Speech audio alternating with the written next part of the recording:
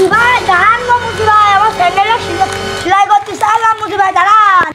এই মুসি এদিকে আয়, মুসি এদিকে আয়, স্যান্ডেলটা সেলাই করতে এদিকে আয়। তো দাও বাপু। না ধরো টাকা কত দিতে হবে না জানো তো? কয় টাকা? এই স্যান্ডেলটা 350 টাকা দেওয়া লাগবে না। না তা হচ্ছে না, 300 টাকা না আসলে আচ্ছা ঠিক আছে সেলাই করবো। বাবু আমি তো আনি দিয়েছি, আমার না দিয়ে হচ্ছিল না। হ্যাঁ বাপু, ওই যে 2 মিনিটের মধ্যে হবে না। আমি আবার আমার হাতের কাজ আবার খুব এক্সপার্ট, তো আমি এইসব কাজ করাই।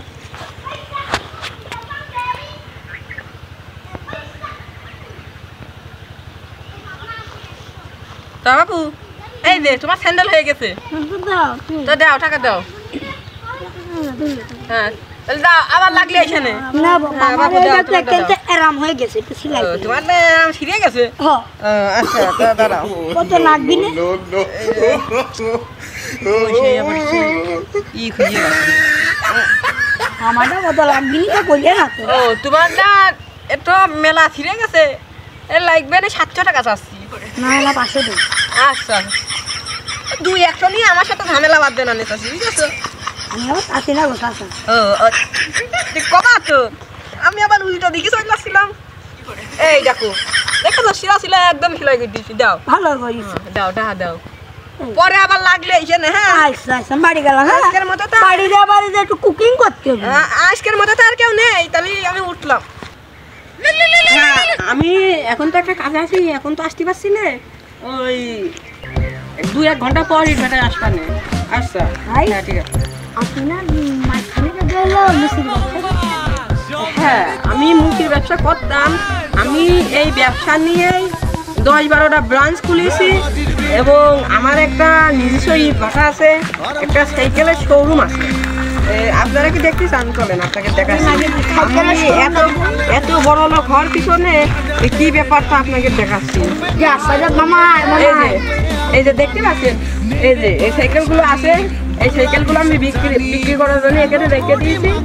আমি বেশি চাইলাম, তা এখন আর বেশি না। আমার ইটভাটায় আবার অনেক কর্মী আছে, কর্মীরা কাজে আসে, সেই জন্য সাইকেলগুলো কর্মীদের একটা করে দিয়ে দিচ্ছি। ভাই আপনি এত দয়ালু ভাই, আপনার মতো একটা মালিক আমি পালাম না। এই দেখেন, এই যে আমার ব্রাঞ্চের একটা সদস্য, এই যে এখানে বসে বসে স্যান্ডেল সেলাই করে।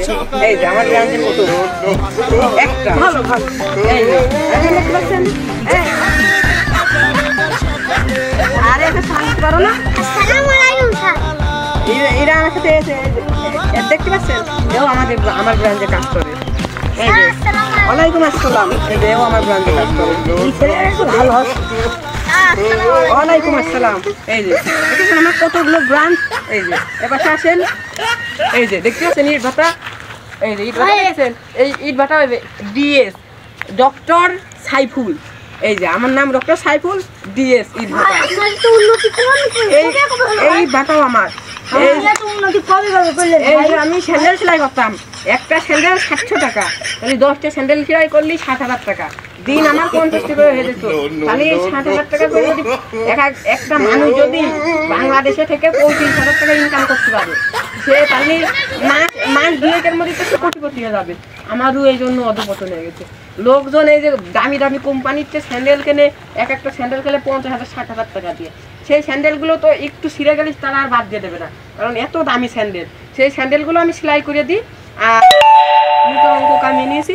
এখন দেখেন আমার কত ধন সম্পদ, আমার ধন সম্পদ রাখার আর কোনো জায়গা নেই। আর বাংলাদেশের লোক সব কর্মকে ছোট মনে করে, কিন্তু কোনো কর্মকে ছোট মনে করা উচিত না।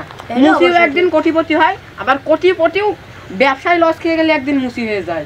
তাই আমাদের উচিত সবাই মিলেমিশে থাকা, আর কোনো কর্মকে ছোট বলে মনে করা যাবে না। প্রত্যেকটা কর্মই সমান, বুঝেছেন? চলেন আমরা যাই, চলেন যে চা মা খেয়ে নিই।